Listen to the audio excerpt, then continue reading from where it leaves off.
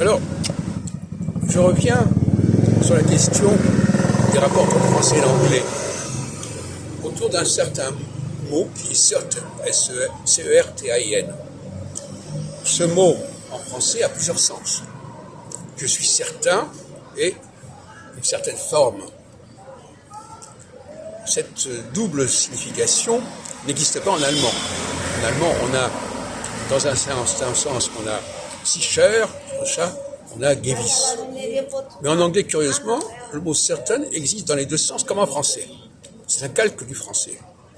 C'est-à-dire qu'on peut aussi bien dire a certain man et I am certain. Et ça n'existe pas dans la langue allemande.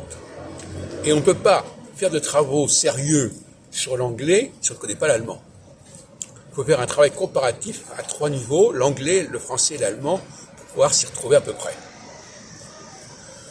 Bon, le nombre de calques est considérable, mais celui-là me paraît particulièrement croustillant, cette histoire de certain. Et alors en plus, bien entendu, il y a la prononciation qui n'est pas restituée.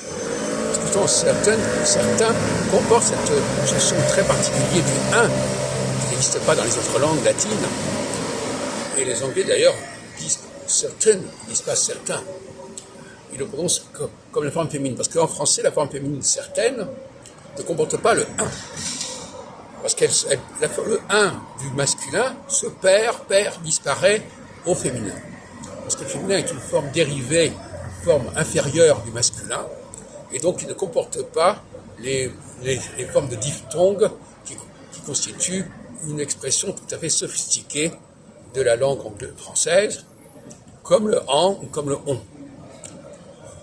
Même si, effectivement, l'anglais a emprunté, dans certains cas, comme les négations, I won't, I can't, il a emprunté ces sons en et en, et paradoxalement, il est plus capable de prononcer le on et le en que les Espagnols ou les Italiens.